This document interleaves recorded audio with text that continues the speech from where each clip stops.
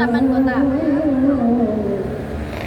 Menurut catatan Pemda Temanggung, bertepatan dengan hari jadi kota dan berdasarkan pada prasasti yang ditemukan serta penelitian para ahli sejarah, Masjid Darussalam Temanggung ini didirikan oleh Raden Temanggung Jayanegara pada tahun 1835.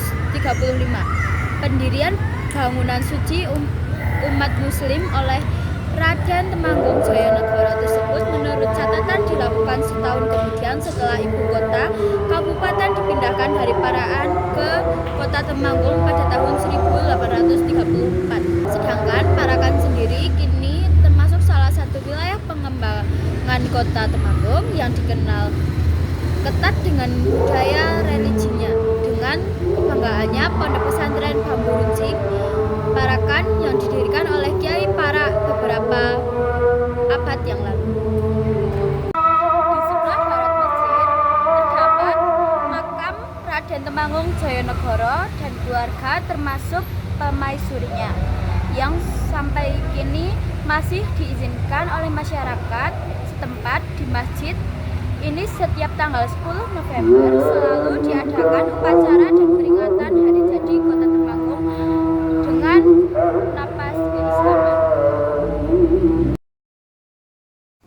Nah, jadi ini merupakan makam dari Raden Jayanegara dan juga keluarganya.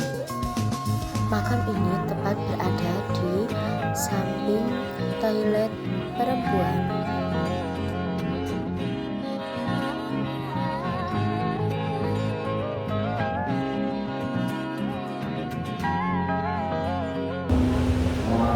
Penetapan hari jadi pada tanggal 10 November tidak mengherankan lagi berkaitan dengan Hari Pahlawan, karena pada masa perjuangan dulu masjid ini cukup berperan sebagai tempat bermusyawarah serta mengatur strategi para pejuang yang dikenal dengan pasukan Bambu Runcingnya. Sejak didirikan 2 abad yang lalu hingga tampak megah seperti sekarang ini, Masjid Darussalam telah mengalami beberapa kali renovasi dan perbaikan bentuk. Walaupun kini tampak sebagai bangunan masjid modern yang indah dan megah, tetapi pihak Departemen Pekerjaan Umum yang diserahi tugas oleh Pemda Temanggung untuk melakukan perbaikan bangunan tidak pernah melakukan penambahan sama sekali. Keseluruhan bangunan masih dipertahankan, terutama bagian yang mencerminkan keaslian dan kekunoannya. 4 soko guru yang masing-masing berketinggian 8 meter tersebut terbuat dari kayu jati pilihan, sedangkan beberapa bagian bangunan yang lain telah menggunakan bahan bangunan eksklusif seperti keramik dan marmer. Hanya alas keempat soko guru yang semula agak rendah kini ditinggikan.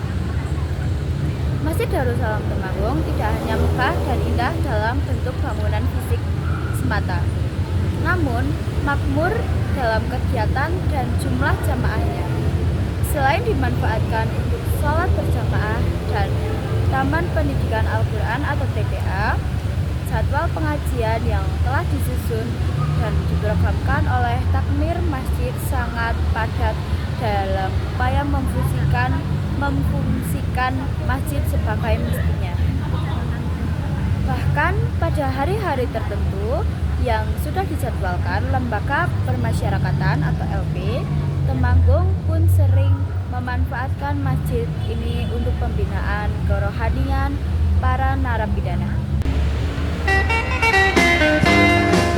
Di Masjid Agung Darussalam Temanggung juga difasilitasi dengan perpustakaan yang berada di dalam Masjid Agung yang berada di sebelah kiri.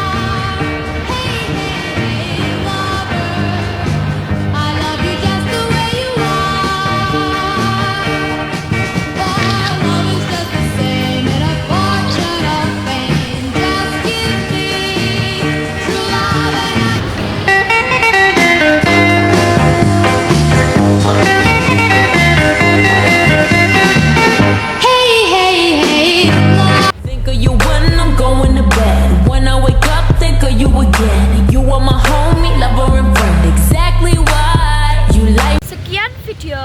secara singkat tentang Masjid Darussalam Agung Temanggung yang dapat saya sampaikan. Mohon maaf apabila ada kesalahan dalam saya tag video. Saya akhiri. Wassalamualaikum warahmatullahi wabarakatuh.